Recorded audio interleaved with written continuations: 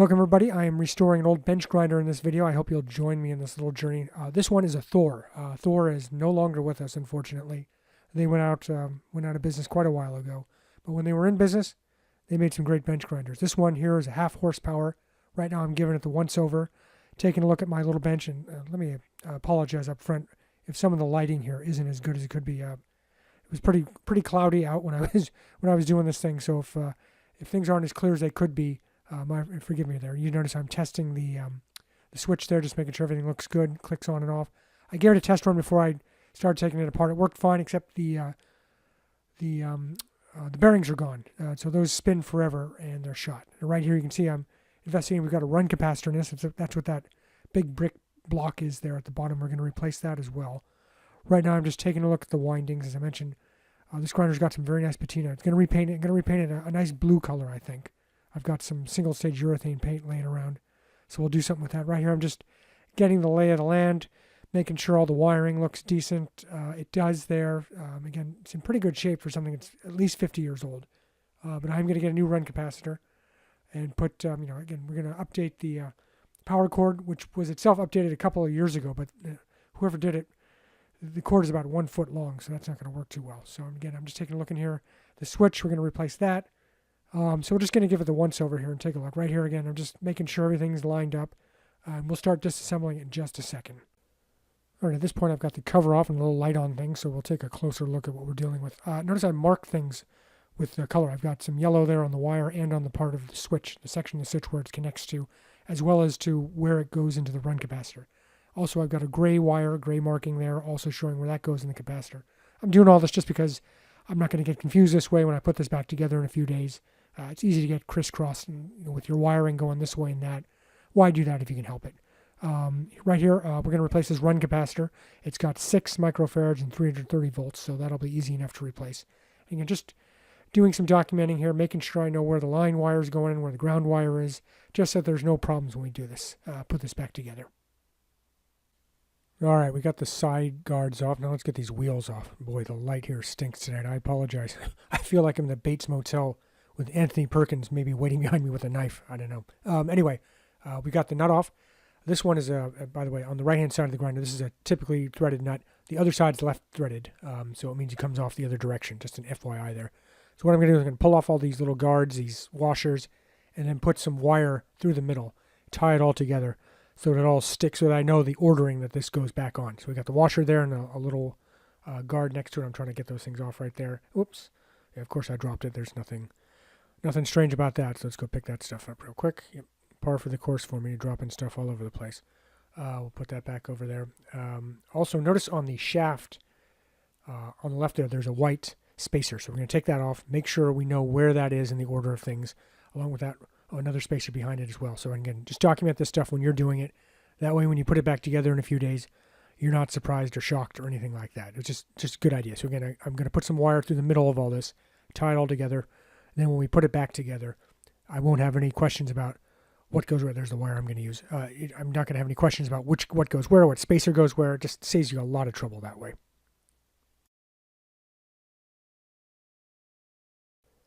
All right, time to look at the end bells now that we've got the wheel guards off. Notice this has got, again, the lighting here is very bad. Apologies again. Again, this one looks like we've got a couple of fiber washers on this, and also a couple of 3 bolts actually that hold the wheel guard onto place. So we're just going to mark all this, make sure the bolts are threaded into the end bell so that we don't lose them. Over here, I'm just admiring that wheel guard, nice cast iron construction. You don't see that anymore. Notice I've also got the bolts in there that we're holding it together. That way, again, when we put it all together, nothing's getting lost at the end of the day. So that's always important. Again, just pointing out, counting it. Yeah, there's 2 fiber washers there. So we'll mark that, make sure we know the order in which everything goes when it comes time to put everything together. Now, notice up at the top, we've got a through bolt at the top and one at the bottom here. Unfortunately, we can't get the bottom one off unless we take that base off, so we're going to have to do that next. Welcome back. We got the switch out, everything, all the wiring's cleared out. Now it's time to take the base off. Down here, we got 4 bolts holding that into the end bells. So we'll just slowly unthread those guys, and that way we'll be able to get that bottom through bolt out. Again, I mentioned just before, you can't get to it unless you take the base off. So that's a little bit annoying, but what can you do? It's a little different from other grinders I've seen where you can usually get all this stuff off without any problem, without having to remove the base. But again, who knows what they were thinking, when they were engineering this thing. Not a big deal either way. We'll just take these things out, pop them off, and we'll take a look at that bolt in just a second. All right, here we go. The base is off, and let's have a good look at what we've got down here. Yeah, the base looks nice. Definitely, again, more cast iron. Looks like a blue color there originally, so we'll do some blue painting, but we'll get to that in a second. Meantime, we got the wiring obviously coming out of the bell. We'll push that aside. Notice the through bolt there at the bottom. And again, we couldn't get to that thing without the base being off. Right now, I'm just threading those bolts that held the base in back into the end bells. Same idea as before. Just keep these things in one place. Keep them with the parts that they're going to be used with, and that way you don't lose these bolts, these screws, in a few days' time, as I would absolutely do if I didn't do something like this. So that's some hard-bought knowledge. Getting this guy in here. So again, next thing we're gonna undo those two through bolts, and then we'll start knocking this guy apart and seeing how she looks on the inside. Stick with it. Okay, it's time to get the end bells apart. Let's pull these through bolts out. I've got the base off finally, so I can get to this bottom bolt. We'll get that sucker out. Then we'll take the top one out in just a second. It's strange that this grinder only has 2 bolts going through. A lot of other grinders and motors, for instance, a Craftsman block grinder from the 60s and 70s, which a lot of you will be familiar with, that had 3, which made it easier to line these up when it came to putting them back together. I don't know why these guys only did 2. Who knows? Anyway, we're going to get these out. We're going to pry apart the end bells using a chisel and a hammer, and then we'll clean things out, all the dirt and the grime and such like it. Here I am trying to pull this apart by hand. Good luck there. We're going to have to use a chisel. Never hurts to try. So we'll do that in just a sec. Stay around. We'll get this sucker apart and see what's on the inside. All right, we got the through bolts out. We're ready. It's hammer time. I've got a chisel here and a small sledgehammer. I think 2.5 pound hammer, something like that. Nothing big. Now, if you've never done this before, the key here, gentle taps. You've got 3 pounds of hammer there and a chisel. This stuff's going to come apart. So there's no reason for you to go crazy and start pounding this thing like mad. You're going to wind up breaking the chisel or slipping it or hitting your hand, or nothing good's going to happen that way. So again, just nice and easy. Notice how I'm just moving this around, finding different spots, different lips that I can get some good leverage on, and just tapping away. Notice it's opening up slowly but surely. This one, had a little bit of stickiness to it. Unheard of before. And again, as you do it, just make sure you've got things configured right. You're not, for instance, banging on the wiring by mistake, which would not be good. Again, just going from different sections. Also, I'm going to start hammering here on the bottom, just to go from spot to spot. I'll do the same thing on the other side with the end bell there, and eventually we'll get this guy apart. No problem. So let's cut it right out here, and we'll get this done and take a look in just a second. All right, we got everything apart. Look at this. We got the rotor out. No problems there. Slipped right out. No issues. Now, what I'm doing here and what you ought to do is you should start documenting this as soon as you get that rotor out. You may or may not know this, but these things are weighted on one side to another. First off, this rotor looks great. I mean, no corrosion at all. Just what a nice deal. Now, notice here, those 2 dots I'm zooming in on, if I can get the camera right. There we go. That is probably some sort of counterweight on this particular side. That's on the right side, so it's good to make note of that. So when you put it back together, that part goes on the right. Over on the other side, there's only one little dot there. Again, I think that's a weight, so we're just going to mark that, so that goes on the left. Just something to know for when you put this back together, you don't wind up with something unbalanced. God forbid. Probably not a big deal here, but let's just play it safe. All right, a little more documentation here. Again, just playing it safe. Notice we do have 2 fiber washers here, as we noticed earlier, so that's great. But also, there's a metal washer between them and the bearing. So, again, I'm just making sure that when I put this thing together, I don't put the washer on the wrong side. Same deal on the other side there as well. There's also a little metal sleeve between the bearing and the shaft, so we'll keep an eye on that as well. All right, take a look at this guy here as I try to get the camera in position. The whole point of doing all this, besides the painting, is to get those bearings replaced. Right now they are gone. If I take a look, do you notice the spin there? That thing's going like a roller blade. Terrible. That thing's got to get some new bearings on there. We'll do that. I'm going to use Nachi bearings from Japan. We'll talk about the bearings in just a sec. Long story short, you definitely want to get name brand bearings for something like this. So definitely we're going to pull these things off, get things ready to go, and we'll rendezvous in just a second. I'm going to go down to the auto parts store, get a nice long puller, and we'll get things started.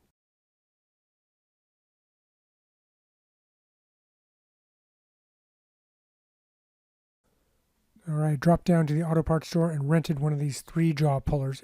In case you didn't know, you can get these basically for free for a couple of days from any place. Pep Boys, O'Reilly's, they'll rent these out. You give them your credit card, bring it back within 2 days. They don't charge your card, so that's great. So this one's a good 3-jaw deal. Right now I've got it on the bearing there. I'm going to tighten this up, and we're going to pull that bearing off.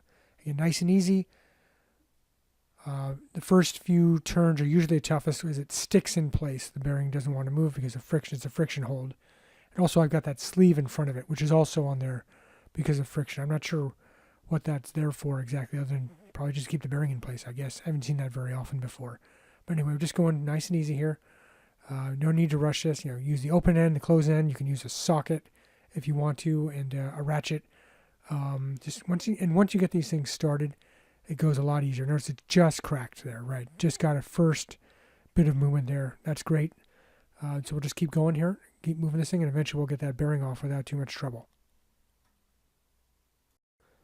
All right, I mentioned before this sleeve that was sitting in front of each bearing on the shaft, locking them in place. They're press fit bearings, so I don't know what this sleeve was doing there. Maybe just a little extra insurance to make sure the bearing wouldn't come off. And notice also this notch on there. I don't know what that was doing there. Maybe Thor had a purpose for that notch on some other products and they'd simply repurpose it for this, but does not do anything here, so I'm not going to worry about it. All right, we get everything apart. We're ready to go. I'm putting on some welding gloves here, some nice thick gloves.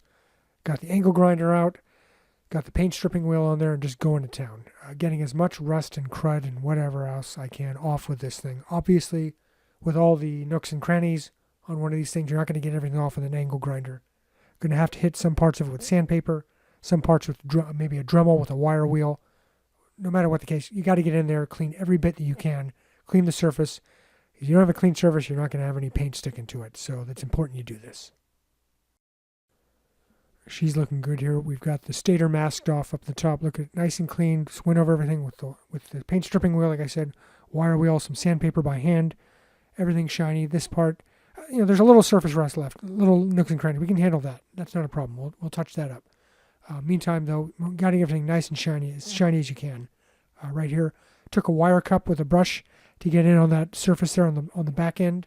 Just anything you can, of course, and using a ton of surface cleaner, paper towels, shop towels to make sure everything's nice and clean.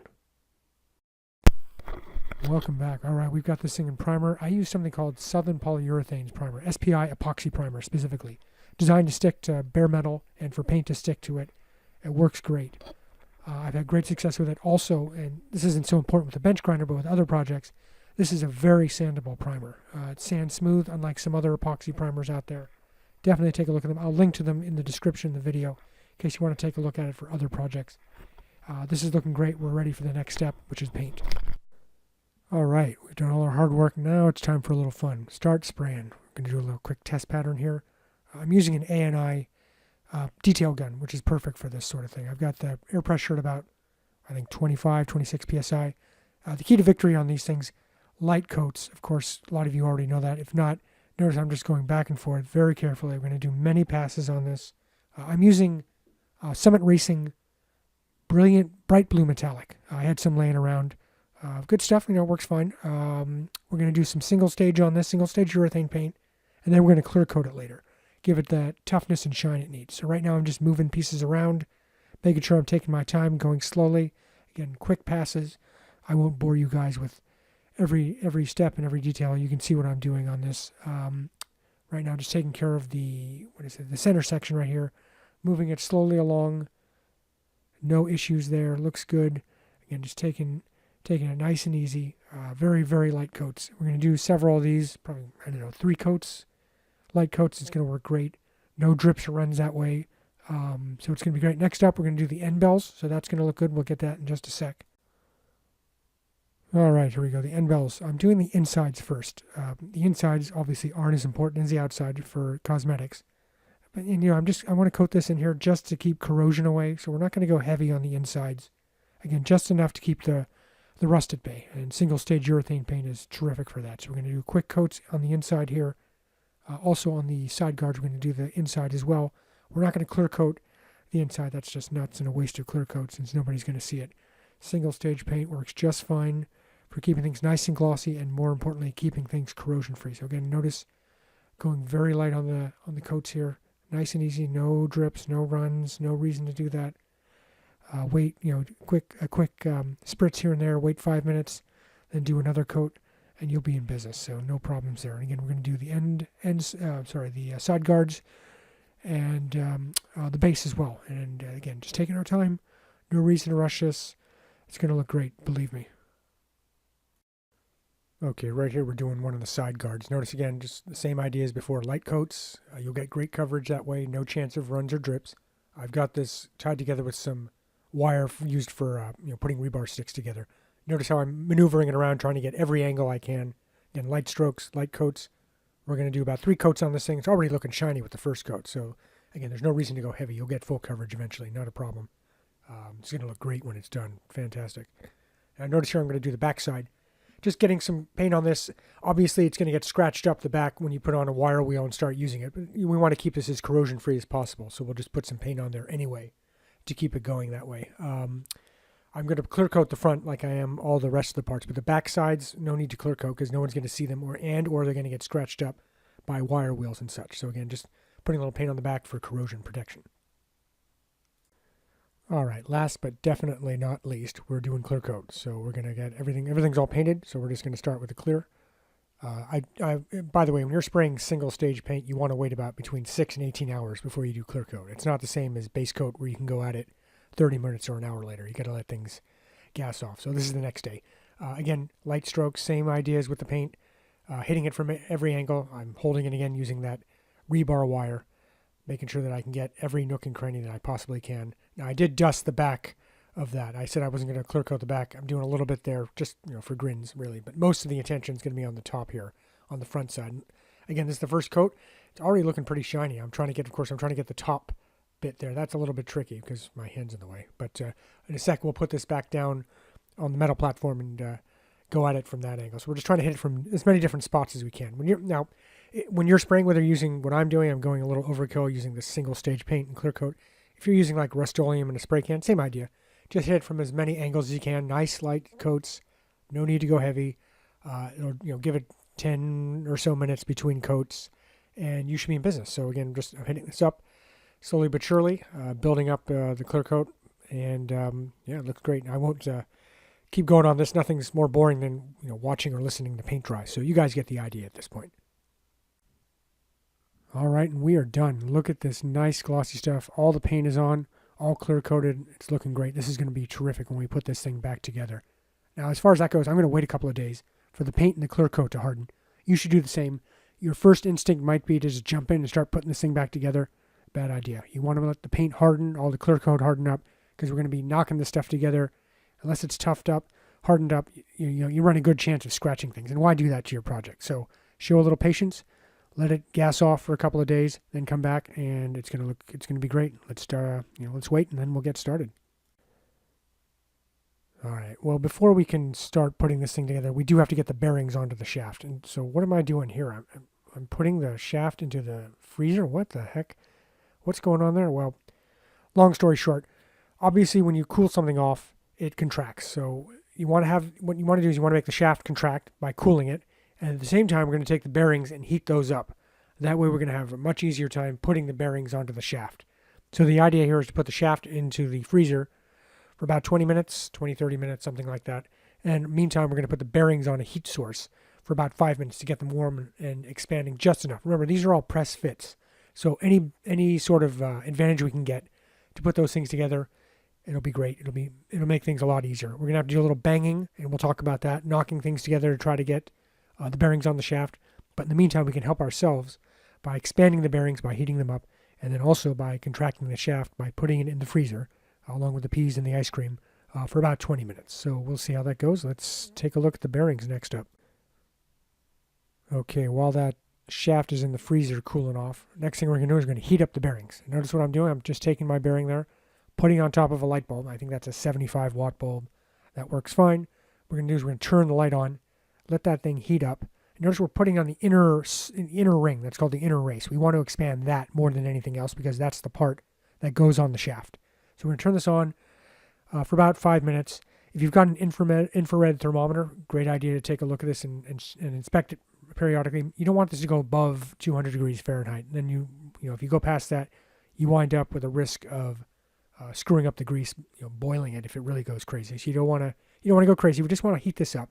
And when it comes off there, it's going to be too hot to handle. So you're going to want to put some thick gloves on, some work gloves, welding gloves, whatever you want. It's going to be a little bit toasty there. So keep that in mind. Otherwise, it's going to be great. So let's keep that going. And the next thing we're going to do is describe how we're going to put this bearing onto the shaft when they both A, come out of the freezer, and B, come off of the light bulb. So let's do that next.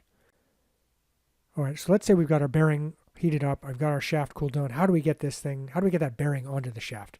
So the way we're going to do it is we're going to tap it on using a piece of pipe. And you can see I've got one right here. This is a 1/2-inch pipe with some tape at the end and a cap on there. We're going to tap on that against the inner part of the bearing, which is called the inner race, the thing that it rotates around. Luckily, for most bearings, a 1/2-inch pipe works fine. It fits just great. If you've got a larger bearing, usually a 3/4-inch pipe will work on that too. Obviously, these are either black iron or galvanized. Plastic pipe's not going to be able to put that force through there to get the thing on. You do want to make sure that's a good fit. You don't want that pipe to be too large so it hits the bearings themselves, the section between the outer race and the inner race. You do not want that because you're going to destroy the bearing. So make sure that you have the proper fit, that your pipe is only touching the inner ring, the inner race. And then just tap it on using a small hammer or sledgehammer. Easy strokes. Again, don't go crazy on this. Don't slam it with all your worth because then you're just going to mess things up. So you do that and you'll be in business. So we're going to take a look at it in just a second. All right, here we go. We're going to put the bearings on. We're going to tap them on using our piece of pipe with the cap on it that we showed earlier. Notice also I've got a piece of soft wood there. I'm going to pound against that. You don't want to take the rotor and pound it on the ground again on concrete or something hard. You're going to wind up deforming the threads, and that's not going to be anything good. So notice I put on the bearing. I put on the sleeve here. We're going to start tapping on this in a second. Again, I'm using that small sledgehammer, and notice here I'm lining up my piece of pipe with the sleeve. Again, going very carefully. This is very important. Go carefully on this. Tap it gently. You've got 3 pounds of hammer there. You're not going to have any problem getting this stuff on. Just take your time. Make sure you got it on there. Again, the rotor is cooled down. The bearings are hot, so there's less press fit interference that you would have otherwise. So you definitely can do this. Notice I'm taking a look periodically. Again, pardon me about the camera work. It looks like I just finished that side. I'm about to do the other one. Again, also, let me bring this up really quickly. I mentioned before, you want to use name brand bearings for something like this. Look at all the work we're doing to get this together. Don't cheap out and get a pack of 10 bearings for, say, $25 or less on eBay. Spend literally a few dollars more. Get some name brand bearings. Names like Nachi, NTN, Koyo, SKF. They're out there. You can just do a little research and find out. I think I paid maybe $6, $7 for both of my bearings, so you're not going to break the bank. And these are going to last for years. So please don't cheap out and buy some no-name bearings from China or something like that. It's not worth it. You're going to have a lot of heartache. You're going to be kicking yourself if you wind up having to take this apart in a year or less because you used crummy bearings. So the ones I've got in here are nice Nachi bearings. Again, about $6. They're going to last forever, provided you take care of them. Remember, you take the care, you make sure you line up and you pound only against the inner race of the bearing. And again, you don't pound it really, you just tap it. So we're slowly making our way through, checking. We'll have this all done in no time flat, and it's going to look great. All right, we're in the home stretch. We've got our bearings on, got the rotor laid out, got a little soft mallet with a plastic and rubber sized head. We don't want to use a sledgehammer for this. We want to go nice and easy. So something like that hammer you see there with a hard facing but non-marring surface is ideal. Notice I'm doing a little test fit on the rotor, making sure it goes through okay. Are there any hidden catches here? Did I not get things in right? I'm test fitting the end bells. This takes for me, I think it took about 10, 15 minutes from start to finish. Obviously, we won't sit through the whole thing. I'm just showing generally what I'm doing, what you might want to do when you put this together. Again, just checking everything out, going for alignments. Can I move the rotor? Do the bearings feel all right? Do they fit into the end bells okay? Are the washers lined up? Remember, we have those washers in the end bells. We've got to make sure those are still in there. Just, giving a little poking and prodding and figuring out how much hammering we're going to have to do exactly. That's all that's going on right here. Also making sure the wiring is coming out of the bottom in the right spot. It would be no fun putting this together only to figure out that you forgot to thread the wiring through the holes. So that's something important as well. So I'll stop here for just a second. We'll take a quick look and see what else is going on next. We're going to test fit a bunch of other things. Next up, we've got the one bell on right now, sort of in place. Now we're trying to fit the second one on. Again, there's going to be a lot of back and forth, pushing this on, pulling that off. Both end bells went on and off at least 3 or 4 times each before I just started to start hammering away. So at this point, I think I've got things kind of figured out. I know where the tripwires are, so to speak, where the problem areas might lie, and I've got that pretty much figured out. So in just a sec, we're going to start tapping away. Here we go. So again, I start with the rubber side. That doesn't do any good, obviously. You got to use the harder side. But again, you don't want to use the sledgehammer for this because you're going to destroy the paint. So I'm going to use again, a non-marring but hard-faced hammer right there. Nice, I don't know what kind of plastic that is. I forget exactly what, but that's perfect for something like this. Again, going back and forth, tapping, not hitting very hard, just nice, gentle taps. Again, this will go in provided you've got everything lined up correctly. So I'm just moving it around. Again, checking, do I have the top and bottom through bolt holes lined up? Not yet, obviously, but that's something we'll want to do. Again, making sure the wiring isn't getting caught as I'm doing all this. Are the bearings sitting in place all right? You get the idea. So we'll just keep going on this. All right, at this point, most of the hard work's done. I've tapped everything through, made sure the bells are on tight, got everything lined up. Is the rotor still spinning nicely? That's something else as you put this together. You want to spin the rotor periodically to make sure that it's not binding up. It isn't in this case. So now it's time to button up. So I put the first through bolt through. If you could see, if I'd done some decent camera work, sorry about that. Putting that through, I made sure the holes lined up because I test fitted beforehand before I started tying this together. I'm going to screw in the top one. Then I'm going to do the bottom one. Again, just making sure everything's lined up. Looks good. You're going to do the same thing. There's going to be a lot of trial fitting on this.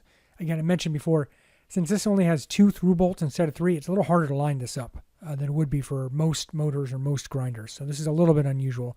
Again, I don't know why Thor did this as part of a design decision or what the deal is. But, it all worked out in the end. You see I'm threading through there in the bottom, just slowly making sure that I'm not, everything's straight. The bolts are going through without any sort of issue. Looks good. And so we'll rendezvous in just a sec once I get these things threaded through, and then we'll put the base on. All right, everything's looking good. All the through bolts are in now. We're just going to measure up, put the base on. No big deal here. 4 bolts in there. We'll thread the wiring through the little hole that's at the bottom of the base, the little slot there. Then we'll worry about tying it up to the switch. I picked up a new switch, by the way. The old one was a little bit finicky on the old grinder, so I think I paid $5 for that. No big deal. If you're going to get a new switch for these, make sure it's designed for motors in mind. The good ones, the heavy duty ones, will have a rating of like 250 volts and 15 amps, something like that. You want something like that when you use it on a motor. It's not a switch you're going to use on a small household appliance. There's going to be a lot of amperage and current draw. So keep an eye on that when you're buying a switch for a purpose like this. Some of them, a number of them even have horsepower ratings on them, 0.5 horsepower, 1 horsepower. This one, the one I purchased didn't, but it did have the right voltage and amperage ratings. I knew I'd be safe. This one, and just FYI, this particular grinder draws 4.7 amps, which is decent. It's a 0.5 horsepower grinder, but 15 amp switch is going to be plenty for this guy. All right, so I've lined all that up, got the wiring through, doing a little quick test fitting. Then I'm just going to make sure I put the bolts in and make sure I've got the hole for the power switch and the power cord in the right direction. I had that reversed there, it looks like.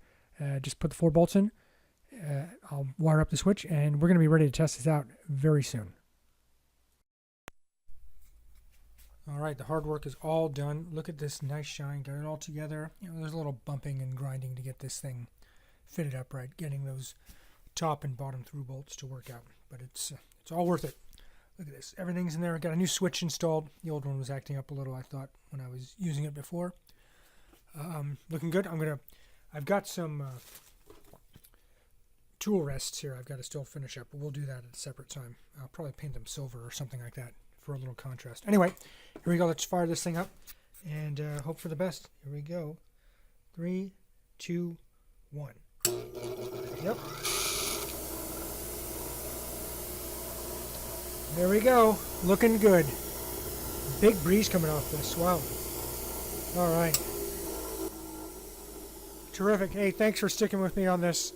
I'll be doing other videos on motor repair. Maybe got another grinder, a Craftsman block grinder coming up next. So stick around. Subscribe if you like. Thanks for staying with me on this. This guy's all set. Have a good one.